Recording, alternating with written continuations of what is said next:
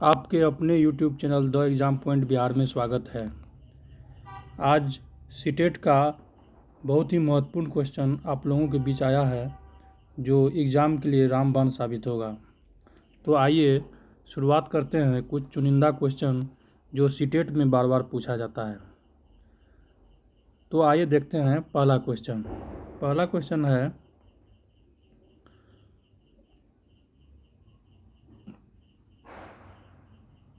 Question दिया हुआ है विकास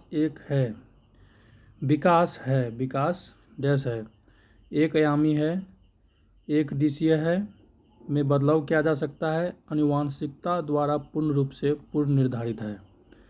तो इसमें दिया हुआ है कि बच्चे का जो विकास होता है वो क्या है, एक आयामी है, एक दिशाई है, फिर तीसरा ऑप्शन दिया हुआ है में बदलाव किया जा सकता है, आनुवंशिक द्वारा पूर्ण रूप से पूर्व निर्धारित है। तो विकास जो होता है समय समय पर बदलते रहता है। तो इसके लिए पहला ऑप्शन हो जाएगा तीसरा नंबर, विकास में परिवर्तन समय समय पर होते रहता है। चलिए अगला क्वेश्चन देखते हैं। क्वेश्चन दिया हुआ है इनमें से कौन सा पूर्णतः आनुवंशिक द्वारा निर्धारित होता है। आनुवंशिक द्वारा निर्धारित होता है। तो आनुवंशिक द्वारा जो रोग होता है वो होता है, आपको ऑप्शन में बताना है। पहला ऑप्शन दिया हुआ है मित्रों का चयन, दूसरा दिया हुआ है आँखों का रंग, तीसरा दिया हुआ है शैक्षणिक सफलता, चौथा दिया हुआ है शिक्षा में रुचि। तो इसमें जो इम्पोर्टेंट ऑप्शन है वो आपको बताना है। तो इसका ऑप्शन सही ऑप्शन हो जाएगा आँखों का रंग। चलिए देखते हैं अगला क्वेश्चन। तीसरा नंबर क्वेश्चन है सीखने की वह प्रक्रिया क्या कहलाती है जिसमें बच्चे स्कूल जैसे सामाजिक संस्थाओं में प्रवेश करके सीखते हैं। अगर बच्चे स्कूल जाने लगते हैं तो वह कौन सी सामाजिक संस्था है, क्वेश्चन में पूछने का ये अर्थ हुआ। तो इसका पहला ऑप्शन हो जाएगा परिपक्वता, दूसरा दिया हुआ है निष्क्रिय समाजीकरण, तीसरा दिया हुआ है प्राथमिक समाजीकरण, चौथा दिया हुआ है द्वितीयक समाजीकरण। तो इसमें आपको सही ऑप्शन चुनना है। तो इसमें दो तरह का सामाजिक एजेंसी होती है, पहला और दूसरा। एक होता है प्राथमिक, एक होता है द्वितीयक। ये सीटेट के द्वारा बार बार पूछा जाता है। प्राथमिक में हो गया घर परिवार और द्वितीयक में हो गया स्कूल जैसी संस्थाएं, स्कूल हो गया, कॉलेज स्कूल हो गया, ट्यूशन हो गया, यानी कि समाज में, यानी कि घर से बाहर जो भी संस्था हो गया वो सब द्वितीयक समाजीकरण में होता है। और प्राथमिक में घर के जितने भी सदस्य होते हैं, दादा दादी मामा मामी, वो सब हो गया। तो इसके लिए ऑप्शन डी हो जाएगा। चलिए अगला क्वेश्चन देखते हैं। चौथा नंबर क्वेश्चन है जो हमेशा पूछा जाता है, ये सीटेट का फेवरेट क्वेश्चन है। कोहलबर्ग के भौतिक विकास समाजीकरण सिद्धांत में दूसरे स्तर पर पारंपरिक नैतिकता की तीसरी अवस्था को क्या कहा जाता है। पहला दिया हुआ है आज्ञा पालक और दंड अभियान, फिर दिया हुआ अच्छा लड़का अच्छी लड़की अभिविन्यास, फिर कानून और आदेश पालक अभिविन्यास, फिर चौथा दिया हुआ है सामाजिक समझौता और व्यक्तिगत आधार अभिविन्यास। तो इसमें आपको सही क्वेश्चन का सही आंसर बताना है। तो इसका आंसर हो जाएगा अच्छा लड़की अच्छी लड़की अभिविन्यास। तीसरी अवस्था में जो होता है, तीसरी अवस्था में अच्छा लड़की अच्छा अभिविन्यास, अच्छा लड़का अच्छा लड़की अभिविन्यास हो जाता है।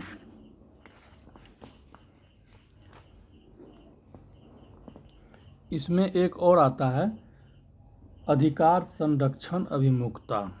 एक तो ये रहता ही है, एक रहता है अधिकार संरक्षण अभिमुखता, तो रहता है तीसरा नंबर पर। चलिए अगला क्वेश्चन देखते हैं। क्वेश्चन दिया हुआ है, जीन पियाजे के सिद्धांत में वर्तमान स्कीमा द्वारा प्रवेश को समझ पाने की असमर्थता के कारण एक नए स्कीमा की रचना क्या कहलाती है? एक नए स्कीमा की रचना क्या कहलाती है?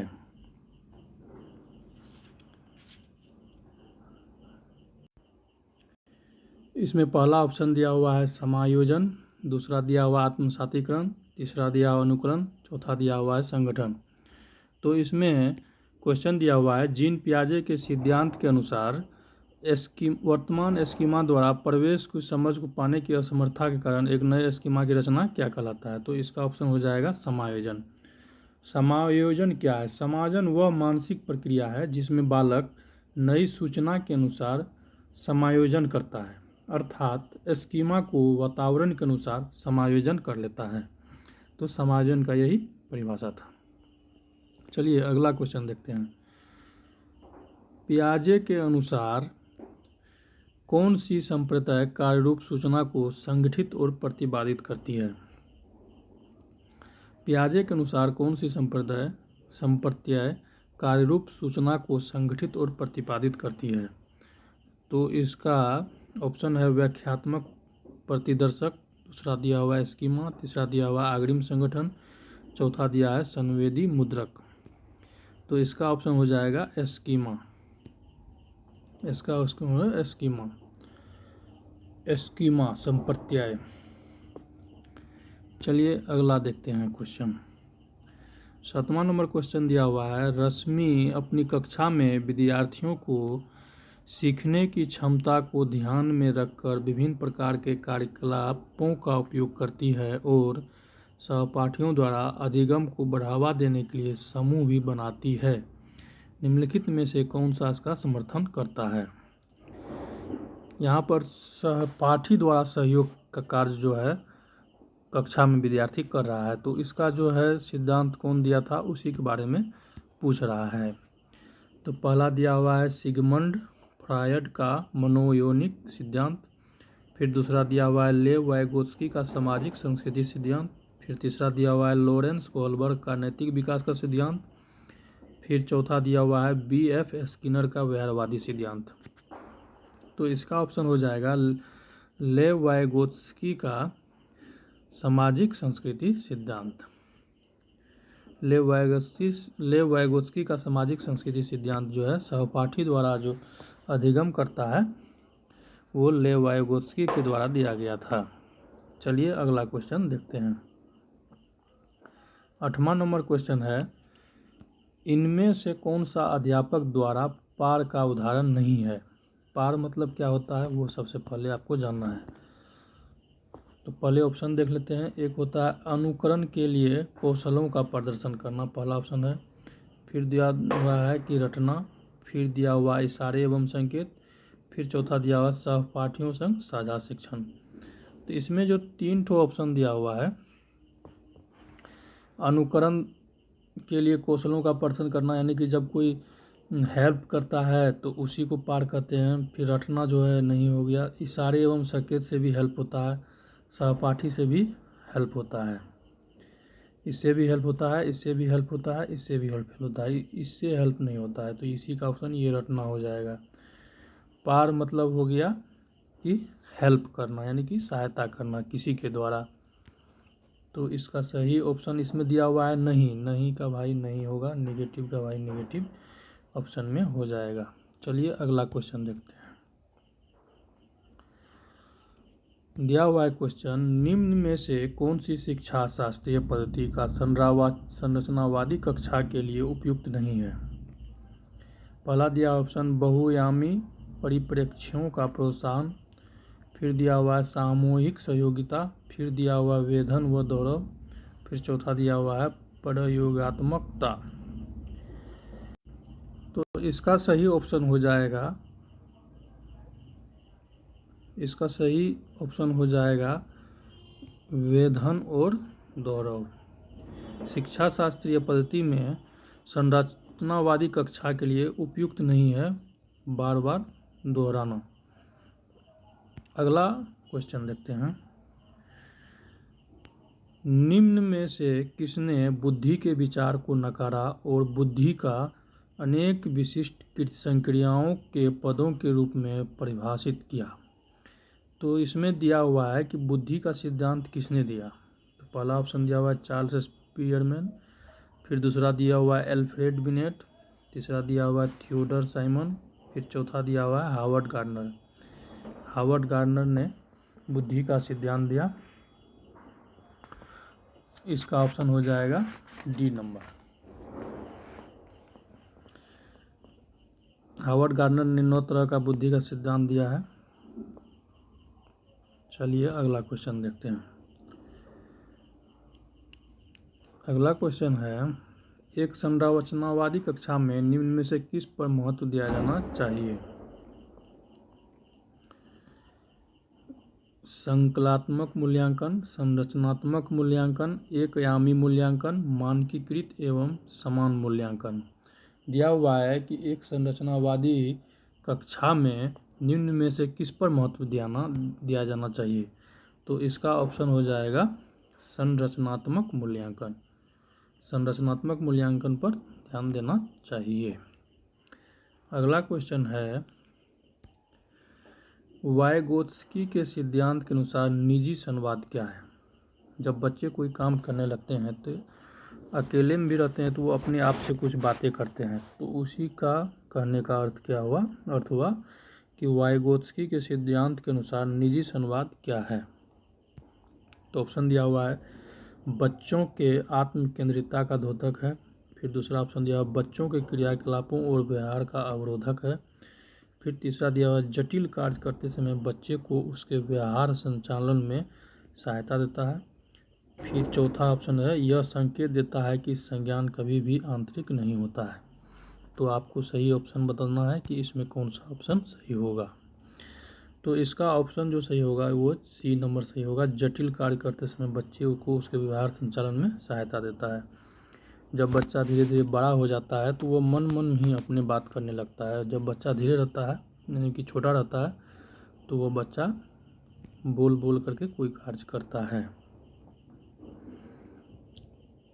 13 नंबर क्वेश्चन, लड़कियों को गुलाबी कपड़ों और गुड़ियों से जोड़ा जाता है और लड़कों को नीले कपड़े और कारों से जोड़ा जाता है। यह किसको दर्शाता है? पहला दिया हुआ जेंडर निरंतरता, जेंडर सशक्तिकरण, जेंडर विविधता और जेंडर रूढ़िवादिता।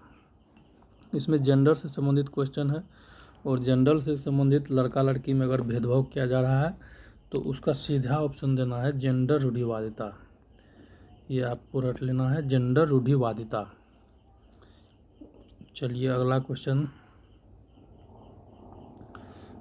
दिया हुआ है, शिक्षा असफल हो जाता है जब बच्चे से यह अपेक्षा की जाती है कि वो प्राप्त ज्ञान को ज्यों का त्यों पुनः उत्पादित करें। कथन ए दिया हुआ है। आजकल सीटेट में ऐसा क्वेश्चन बहुत ज़्यादा पूछता है, तो ये क्वेश्चन पढ़ने से पहले आपको जो शब्द दिया हुआ है उसको गौर से पढ़ना पड़ता है। यहाँ पर शिक्षा असफल हो जाता है, सबसे पहले मेन इम्पोर्टेंट ये हो जाता है शिक्षा असफल हो जाता है जब बच्चे से यह अपेक्षा की जाती है कि वे प्राप्त ज्ञान को ज्यों का त्यों पुनः उत्पादित करें। यानी कि इसमें रटने से संबंधित क्वेश्चन बोल रहा है कि जो भी पढ़ा है उसको ज्यों का त्यों जो है वहाँ पर उत्पादित कर दें। तो ज्यों का त्यों करेगा तो वो शिक्षा तो असफल हो जाता है।